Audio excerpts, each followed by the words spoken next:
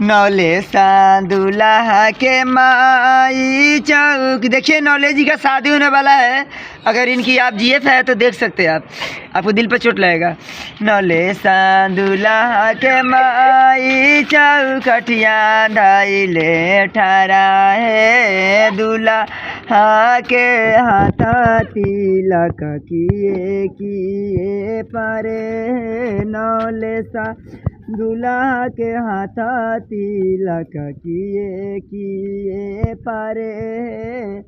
छिपा परे लोटा परे गेरुआ गिलास है। छिपा परे लोटा परे गेरुआ गिलास है। 9 लाख रुपया परे चुन दूल्हा के हाथ हे। 9 लाख रुपया परे चुन दूल्हा के हाथ है।